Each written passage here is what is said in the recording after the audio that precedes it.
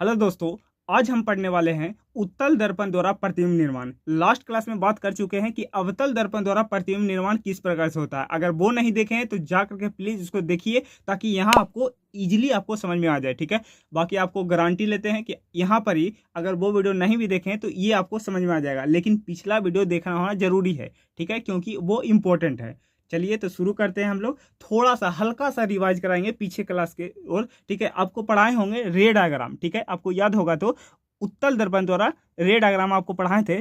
ठीक है, क्या पढ़ाए थे? देखिए, पहला केस आपको ये पढ़ाए थे कि ये है उत्तल दर्पण।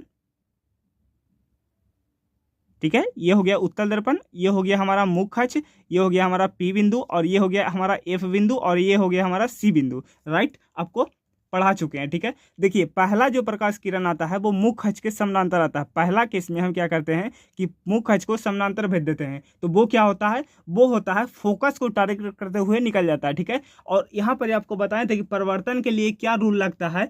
यहाँ पर परिवर्तन के लिए आपको अभिलंब बनाना होगा। ठीक है, अभिलंब कैसे बनाते हैं? देखिए, ये जैसे वृत्त है, वृत्त के परिधि के कोई भी बिंदु को आप सेंटर से जोड़ते हैं तो कितना डिग्री का कोण बनाता है? 90 डिग्री का कोण बनाता है। फिर से, वृत्त के परिधि को कोई भी बिंदु को अगर आप सेंटर से जोड़ते हैं तो वो कितना डिग्री का कोण बनाता है? 90 डिग्री का कोण बनाता है। सेम उसी प्रकार से अगर हम इस बिंदु को, ये वृत्त का परिधि है, अगर इसको हम सेंटर से जोड़ दें तो कितना डिग्री का कोण बनेगा? 90 डिग्री का। ठीक है, तो जोड़ देते हैं। देखिए, ठीक है, तो ये हमने बना दिया अभिलंब। ये क्या हो गया? अभिलंब। ठीक है, अब देखिए, कोई भी प्रकाश किरण मुख्य अक्ष के समानांतर आता है तो किसको टारगेट करते हुए वापस चला जाता है? फोकस को टारगेट करते हुए वापस चला जाता है। मतलब इस प्रकार से ऐसे चला जाएगा। ठीक है, ये हो गया फोकस को टारगेट करते हुए। अगर आप इसको मिलाओगे, ठीक है, अगर आप इसको मिलाओगे तो आपको लगेगा कि किस बिंदु से आता हुआ प्रतीत हो रहा है? फोकस से आता हुआ प्रतीत हो रहा है। ठीक है, किससे आता हुआ प्रतीत हो रहा है? फोकस से आते हुए प्रतीत हो रहा है। ठीक है, तो यही बात बोला गया है पहला केस में कि जब कोई प्रकाश किरण मुख्य अक्ष के समानांतर आता है तो वो फोकस को टारगेट करते हुए वापस लौट जाता है। ठीक है, पहला केस में बताए थे। अगर ये कोण आई पर आया है तो कोण आर पर चला जाएगा। ये लॉजिक किस पर काम करता है? कोण आई बराबर कोण आर, इस लॉजिक पर ये काम करता है। ठीक है, पहला केस हो गया। सेकंड केस के बारे में देखते हैं। सेकंड केस ये कहता है कि जब कोई प्रकाश किरण, देख लीजिए, ये हो गया हमारा उत्तल दर्पण। ठीक है, ये हो गया हमारा प्रधान अक्ष, ये हो गया पी, ये हमारा हो गया एफ, और ये हो गया हमारा सी। दूसरा केस में ये कहता है, ठीक है, अवतल दर्पण में पढ़ा रखे हैं कि जब कोई प्रकाश किरण फोकस को टारगेट करते हुए आता है, जब कोई प्रकाश किरण फोकस को टारगेट करते हुए आता है, किसको टारगेट करते हुए आएगा? फोकस को टारगेट करते हुए आता है, तो वो क्या होता है? मुख्य अक्ष के समानांतर वापस लौट जाता है। वो इस प्रकार से मुख्य अक्ष के समानांतर वापस लौट जाता है। इसमें भी आप आराम से अभिलंब बना सकते हैं। कैसे? इस बिंदु को वृत्त के परिधि के क्या करिए, आप सेंटर से जोड़ दीजिए, ये आपको दर्शाएगा अभिलंब को। ठीक है, तो ये कोण आई हो जाएगा तो ये कोण आर हो जाएगा। क्लियर बात है? तीसरा केस ये हम पढ़ाए थे। तीसरा केस, ये सभी के सभी केस हम रे डायग्राम वाला लेक्चर में पढ़ा चुके हैं। अगर आपने नहीं देखा है तो उसको जाकर के देखिए। ठीक है, एकदम डिटेल में समझाए हैं। तीसरा केस आपको पढ़ाए थे उत्तल दर्पण। ठीक है, ये हमारा हो गया मुख्य अक्ष या प्रधान अक्ष, ये हो गया पी, ये हो गया एफ, और ये हो गया हमारा सी बिंदु। क्लियर? अब देखिए, जब कोई प्रकाश किरण सी को टारगेट करते हुए आता है, जब कोई प्रकाश किरण किसको टारगेट करते हुए? सी को टारगेट करते हुए आता है, तो वो उसी पथ पर वापस लौट जाता है। मतलब उसी रास्ता पर वापस चला जाता है। ठीक है, जब कोई प्रकाश किरण सी को टारगेट करते हुए आता है तो वो उसी पथ पर वापस लौट जाता है। ठीक है, ये तीनों केस के बारे में हम लोग रे डायग्राम वाला वीडियो में हम लोग डिस्कशन कर चुके हैं। ठीक है, अगर आपने नहीं देखा है तो उसको जाकर के देखिए। ठीक है, अब हम आते हैं उत्तल दर्पण से प्रतिबिंब निर्माण पर। ठीक है, ये इंपॉर्टेंट है और इसमें आपको जान करके खुशी होगा कि इसमें दो ही केस बनता है। ठीक है, कौन कौन केस बनते हैं उसके बारे में डिस्कशन करते हैं। ठीक है, देखिए, पहला केस आपको बनेगा, पहला कि बीम कहाँ पर होनी चाहिए? बीम होनी चाहिए अनंत पर। कहाँ होनी चाहिए? अनंत पर। ठीक है, अनंत पर। समझाएंगे कि आखिर ये दो ही केस क्यों बनता है। ठीक है, अभी सिर्फ देखते रहिएगा। ठीक है, ये हो गया हमारा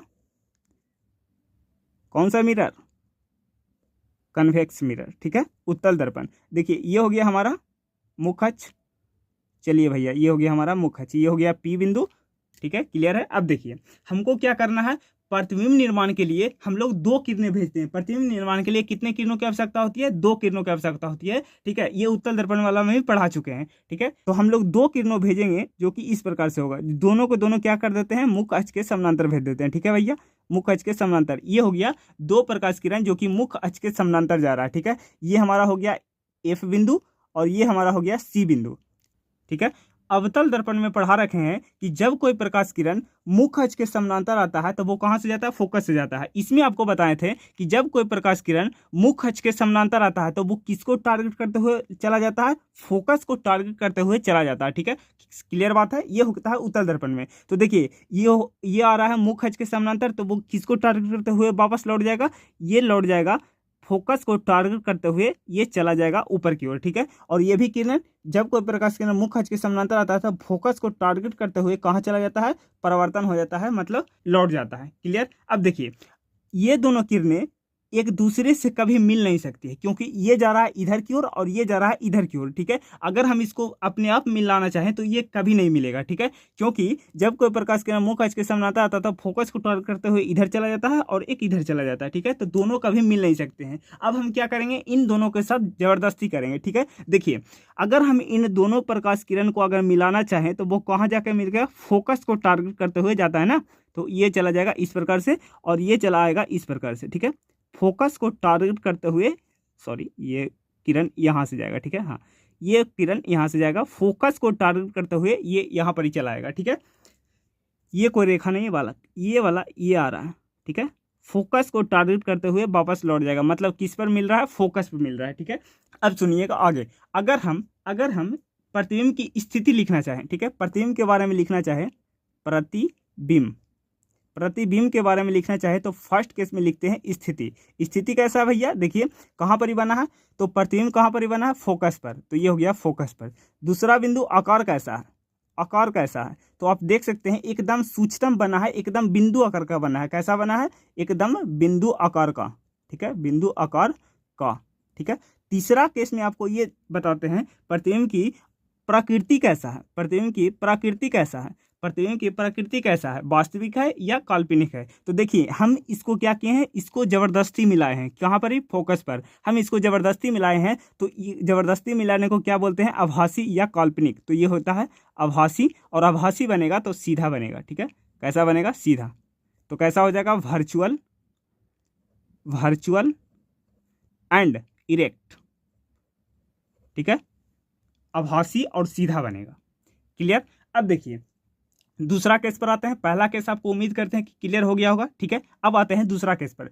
अब देखिए दो ही केस क्यों बनता है, पहले उसके बारे में डिस्कशन कर लेते हैं। देखिए अगर हम उत्तल दर्पण की बात करें तो देखिए पहला तो ये हो गया अनंत और दूसरा बिंदु हो गया पी। ठीक है, तो केवल या तो आप अनंत पर रखिएगा पहला बिंदु, या तो इसके बीच में रखिएगा, दो ही केस बनवे करता है। ठीक है, और उत्तल दर्पण में आपको पास ऑप्शन होता है भाई साहब। देखिए उत्तल दर्पण में क्या होता है, इधर की ओर बिंदु होता है, ये हो गया सी, ये हो गया एफ, और इधर हो गया अनंत। तो पहला अनंत पर रखते हैं, दूसरा अनंत और सी के बीच में रखते हैं, तीसरा सी पर रखते हैं। तो इसके पास ऑप्शन है। ठीक है, और इसके पास दो ही ऑप्शन है, या तो आप अनंत पर रखिएगा या अनंत और पी के बीच में रखिएगा। तो पहला केस हम लोग देख चुके हैं कि अनंत पर कैसे रखते हैं। ठीक है, और प्रतिबिंब उसका बनता है और प्रतिबिंब की स्थिति हमने लिख लिया। ठीक है, दूसरा केस आपको डिस्कशन करेंगे कि अनंत और पी के बीच में होगा, अनंत और पी के बीच में होगा। ठीक है, तो दूसरा केस देखते हैं। देखिए चलिए अब बात करते हैं हम लोग सेकंड केस के ऊपर। सेकंड केस में हम लोग बिंब कहाँ रखने वाले हैं, अर्थात वस्तु कहाँ रखने वाले हैं भाई साहब, वस्तु रखने हैं एक तो अनंत के ऊपर।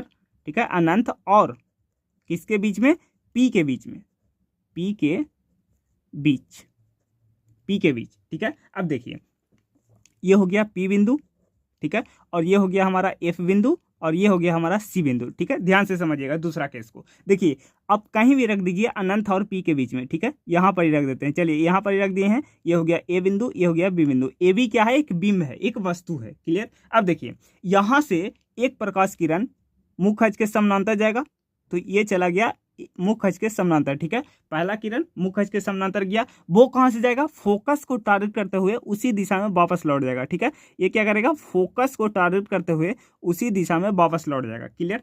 दूसरा हम प्रकाश किरण भेजेंगे जो कि सी को टारगेट करते हुए भेजेंगे। दूसरा जो प्रकाश किरण भेजने वाले हैं वो सी को टारगेट करते हुए भेजने वाले हैं। ठीक है, दूसरा प्रकाश किरण कैसे भेजने वाले हैं, सी को टारगेट करते हुए। देखिए सी को टारगेट करते हुए इस प्रकार से भेजेंगे, इस प्रकार से, ये गया सी को टारगेट करते हुए प्रकाश किरण। ठीक है, अब देखिए सी को टारगेट करते हुए भेजते हैं तो वो क्या होता है, वो उसी पथ पर वापस लौट जाता है। देखिए आपको फिर से समझाते हैं। देखिए हमने एक ए बी प्रतिबिंब ले लिया, ठीक है, जो कि पहला जो प्रकाश किरण गया है वो मुख्य अक्ष के समानांतर गया है, और मुख्य अक्ष के समानांतर जाता है तो वो फोकस को टारगेट करते हुए वापस लौट जाता है, ठीक है। अब देखिए दूसरा प्रकाश किरण हमको भेजना है तो हम लोग सी को टारगेट करते हुए भेजते हैं। किसको? सी को। दिखाते हैं। देखिए अब देखिए पहला प्रकाश किरण मुख्य अक्ष के समानांतर जाता है और फोकस को टारगेट करते हुए निकल जाता है, ठीक है। दूसरा प्रकाश किरण हम भेजते हैं जो कि कहाँ से भेजते हैं? हम लोग सी को टारगेट करते हुए भेजते हैं, ठीक है। तो सी को टारगेट करते हुए प्रकाश किरण जाता है तो वो उसी पथ पर वापस लौट जाता है, जो कि आपको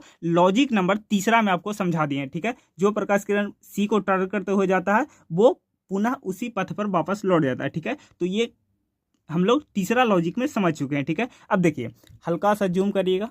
चलिए अब क्लियर देखिएगा। देखिए ठीक है। अब देखिए ये कहाँ जाके मिल रहा है? देखिए एक तो प्रकाश किरण इधर जा रहा है और एक प्रकाश किरण इधर जा रहा है, तो कभी अपने आप मिलने वाला नहीं है, तो इसको हम लोग जबरदस्ती मिलाएं, ठीक है। ये सी को टारगेट करते हुए जा रहा है और ये एफ को टारगेट करते हुए जा रहा है, ठीक है। तो ये कहाँ जाकर मिलेगा? यहाँ पर ही मिलेगा, ठीक है। तो मैंने इसका प्रतिबिंब कहाँ बनेगा?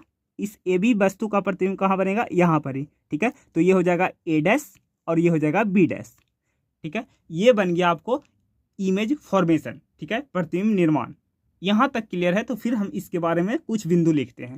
देखिए वस्तु कहाँ रखे थे? अनंत और पी के बीच में, क्लियर। उसका प्रतिबिंब कहाँ बना है? बना है पी और एफ के बीच में। तो प्रतिबिंब कहाँ बना है? स्थिति।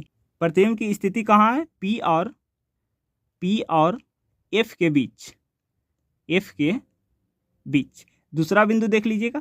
दूसरा बिंदु आपको पढ़ाए थे आकार। आकार कैसा है? तो आप देख सकते हैं कि बिंब से छोटा है, वस्तु से छोटा है, तो बिंब से छोटा, बिंब से या वस्तु से छोटा, बिंब से छोटा, ठीक है। तीसरा बिंदु आपको पढ़ाए थे क्या? प्रकृति। प्रकृति कैसा है इसका? प्रकृति कैसा है इसका? प्रकृति कैसा है? देखिए काल्पनिक है या वास्तविक है? देखिए इसको हम जबरदस्ती मिला रहे हैं, तो जबरदस्ती मिलाने को क्या बोलते हैं? जबरदस्ती मिलाने को हम लोग बोलते हैं आभासी।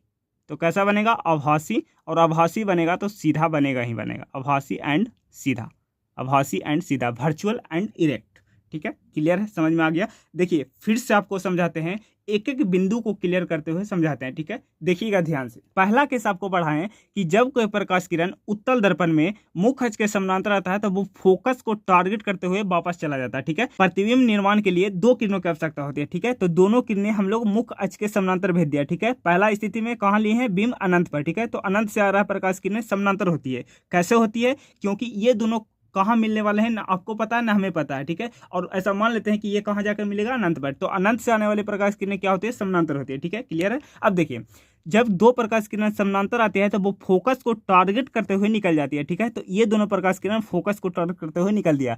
ये दोनों तो कभी अपने आप मिलने वाले नहीं है, तो इसको हम जबरदस्ती मिलाएं। जबरदस्ती कहाँ पर मिलाए हैं? फोकस पर। तो इसलिए इसका प्रतिबिंब कहाँ बना है? फोकस पर, ठीक है। तो इसका स्थिति कहाँ बना है प्रतिबिंब की? फोकस पर। आकार कैसा है? एकदम सूक्ष्म है, एकदम छोटा है। प्रकृति कैसा है? इसको जबरदस्ती मिलाए हैं तो आभासी और सीधा बना है। क्लियर? दूसरा पॉइंट देखिएगा, ठीक है। दूसरा केस लिए हैं कि बिंब कहाँ रखा हुआ है? अनंत और पी के बीच में, अनंत और पी के बीच में। देखिए अनंत और पी के बीच में रखा हुआ है हमारा प्रतिबिंब। पहला प्रकाश किरण कैसा भेजना है? समानांतर भेजना है, तो पहला प्रकाश किरण समानांतर भेजिए। दूसरा प्रकाश किरण कैसा भेजना है? सी को टारगेट करते हुए भेजना है, सी को टारगेट करते हुए भेजना है, ठीक है। तो ये हमने सी को टारगेट करते हुए भेजा दिए, ठीक है। तो ये दोनों प्रकाश किरण कभी मिलने वाले नहीं है, इसके लिए जबरदस्ती मिलाएं। तो एक तो एफ को टारगेट करते हुए जा रहा था और एक सी को टारगेट करते हुए जा रहा था, तो यहाँ पर आके मिला है, मतलब प्रतिबिंब कहाँ पर ही बना है? यहाँ पर ही बना है, ठीक है। क्लियर है? इसका प्रतिबिंब ए डैश और बी डैश के रूप में बना है। क्लियर? अब देखिए प्रतिबिंब की स्थिति कहाँ, मतलब प्रतिबिंब कहाँ पर ही बना है? पी और एफ के बीच में, पी और एफ के बीच में, ठीक है। दूसरा पॉइंट, आकार कैसा है? आकार देखिए बिंब से छोटा है, वस्तु से छोटा बना है ना, तो बिंब से छोटा हो गया। तीसरा प्रकृति की बात करें तो इसको हमने जबरदस्ती मिलाया है, इसको हमने जबरदस्ती मिलाया है तो आभासी बनेगा और सीधा बनेगा, ठीक है। तो आपको एक भी चीज़ रटवाया नहीं है, विथ लॉजिक के साथ आपको समझाया है। भले ही हमको पिछला रिवाइज करवाना पड़े, लेकिन आपको पीछे जा करके समझाया है कि कैसे होता है और दो ही केस क्यों बनता है इसमें, ठीक है। इसमें खुशी की बात यही थी कि इसमें दो ही केस बनता है, ठीक है। तो लॉजिक के साथ समझाया। हमारा ये मकसद नहीं होता कि आइए पढ़ाइए और जाइए, नहीं। हमारा मकसद ये है कि जब आप क्लास बंद करें और आंख बंद के सोचे तो सिर्फ हमारा क्लास के ही बारे में याद आए, तो इसलिए पूरा फोकस के साथ पढ़ाते हैं, ठीक है। तो आपके लिए इतना मेहनत करते हैं तो एक लाइक तो बनता है, और बाकी चैनल को सब्सक्राइब कर दीजिए और अपने दोस्तों के यहाँ शेयर कर दीजिए कि इस प्रकार से पढ़िए तो आपका कॉन्सेप्ट क्लियर होगा। ठीक है, बाकी आप फिर तो आप रटने रटाने वाला अपना जानवे करते हैं। ठीक है, तो आप रट के भी पास हो सकते हैं, लेकिन कॉन्सेप्ट एक बार आ गया तो आप कोई भी एग्जाम फोड़ सकते हो। ठीक है, तो उम्मीद करता हूं कि ये वीडियो आपको समझ में आया होगा। ठीक है, अगर वीडियो पसंद आए तो वीडियो को लाइक करना है, चैनल को सब्सक्राइब करना है और एक प्यारा सा कमेंट जरूर लिखना है कि ये वीडियो आपको कैसा लगा। ठीक है, चलिए मिलते हैं अगले वीडियो में, तब तक के लिए बाय बाय, टेक केयर, जय हिंद। आपको इसी तरह सालों भर वीडियो मिलते रहेंगे। ठीक है, चलिए मिलते हैं अगले वीडियो में, तब तक के लिए बाय बाय, टेक केयर, जय हिंद।